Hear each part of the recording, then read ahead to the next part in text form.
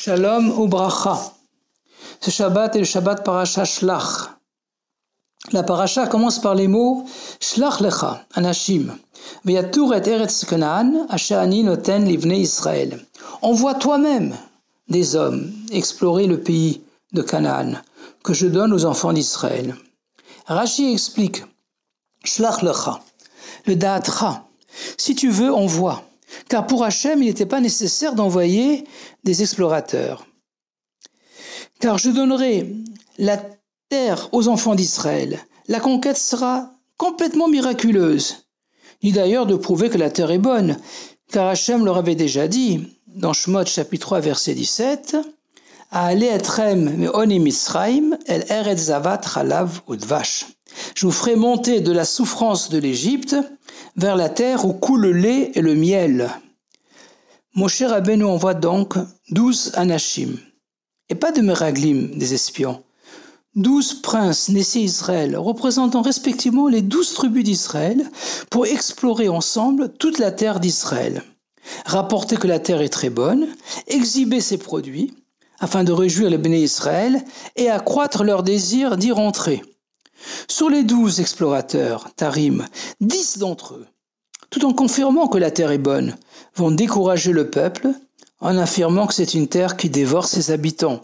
Eretz ochelet yoshveyahi. On ne pourra pas y survivre. Les deux autres explorateurs, Yoshua bin Nun et Kalev ben Yefouné, en dépit de leur courage et de leur effort, ne parviendront pas à convaincre le peuple à rentrer en Israël.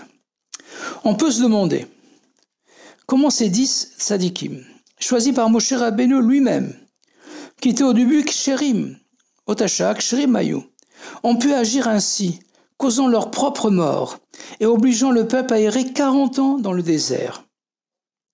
La Chassidoute, dans l'Écouté Torah, début de la Parasha Shlach, explique qu'ils avaient un très haut niveau spirituel et ne voulaient pas descendre au niveau de l'action des mitzvot, qui est une descente de la lumière infinie de Hachem vers le bas. Mitzvot Maasiot, Bechinat Amshachat Or Ein Sof Baruchu le Mata. Après de longues années d'esclavage, Hachem leur a donné dans le désert une Torah complexe et infinie. 365 commandements négatifs, 248 commandements positifs, ayant chacun des milliers de détails et de précisions. Pour la maîtriser, une seule vie ne suffit pas en général. Donc ils ont cru que monter dans la terre d'Israël, faire la guerre aux 31 rois, puis s'établir, labourer, s'aimer, récolter, serait au détriment de l'étude de la Torah. Leur erreur était que si c'est Hachem qui désire que l'on monte en Israël, il leur donnera les moyens de réussir parallèlement leur étude de la Torah et leurs activités matérielles en Israël. D'autre part, c'est uniquement sur la terre d'Israël que l'on peut accomplir les mitzvot Tuliot Be'eretz Israël, Trouma, Maaser Rishon, Maaser Sheni, Maaser Oni, Bikurim, Leket, Shicha, Pea, Shmita, Yovel, les lois de prélèvement pour le Kohen, pour le Lévi, les prémices, l'année sabbatique, le jubilé, etc. La Parasha Shlach a 119 versets. Kufyutet Psukim. Ce nombre fait allusion au Télim Kufyutet, au psaume 119 du roi David. Ce psaume est appelé Temania Api, 8 faces, car chacune des 22 lettres de l'alphabet est développée en 8 versets, commençant par cette lettre. C'est le Télim le plus long, 176 versets, 8 fois 22. Il est souhaitable qu'on le lise tous les jours, car à travers les 22 lettres de l'alphabet, dans leurs 8 faces, on arrive à purifier et élever toutes les paroles, et en particulier les paroles de médisance, comme celles des 10 explorateurs. D'autre part, dans ce Télim 119, le roi David met l'accent sur les mishpatim, les edout et les chukim, les lois civiles, les témoignages, les décrets, car même si l'étude de la Torah est indispensable pour nourrir notre neshama, notre âme, il ne faut pas oublier que lo hamidrash haikar et la maaseh, l'étude n'est pas l'essentiel, mais l'action qu'elle entraîne. On doit monter dans la terre d'Israël pour y accomplir toutes les mitzvot. L'envoi des explorateurs a eu lieu le 29 Sivan, comme c'est rapporté dans le traité Ta'anit 29a. Et la lecture de la paracha Shlach a lieu dans la deuxième moitié du mois de Sivan, le mois du don de la Torah.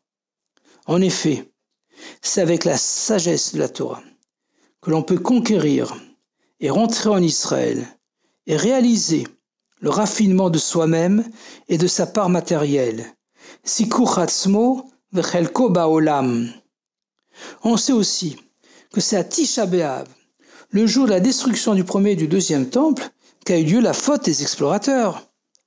Le peuple a d'ailleurs pleuré ce jour, manifestant leur crainte de monter en Israël. Hachem a dit alors à Moshe Rabbeinu, ils pleurent pour rien. Plus tard, ils auront des bonnes raisons pour se lamenter ce jour-là.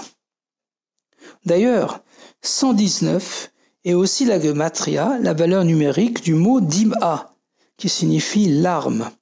Lorsque Mashiach se dévoilera, Hachem effacera les larmes de tous les visages, comme c'est marqué dans Isaïe, chapitre 25, verset 8, ou Macha Hachem dima me'al kol panim. Non seulement il n'y aura plus de mort, mais on assistera à la résurrection. Dans la Kabbalah, on explique que Dima, avec le Kollel, c'est-à-dire si l'on ajoute 1 à la Gematria 119 du mot Dima, on obtient le chiffre 120, qui est la Gematria du mot Moed, qui signifie fête. En effet, si on associe le Kollel, c'est-à-dire le Dieu 1, aux différentes épreuves que l'on peut subir, si l'on fait tchouva, retour à Hachem Echad, alors une situation de larmes devient un événement de joie. En particulier, avec le Mashiach, le Kollel, la Yechida Klalit, les jours de larmes s'élèveront et seront transformés en jours de fête.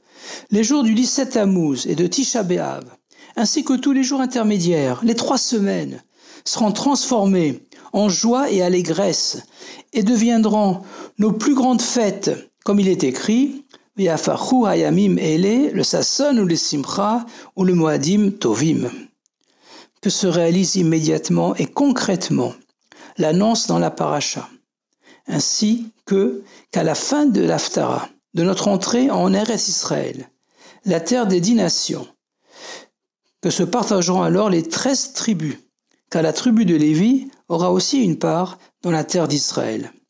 On se rendra à Yerushalayim Irakodesh, au 3e Beth Amikdash, et on offrira un korban toda, un sacrifice de remerciement, pour célébrer la délivrance de tous les béné Israël, des 4 exils, et on versera des libations de vin, accompagnées de chants, et en particulier du Shir Hadash, du chant nouveau de la Géoula finale.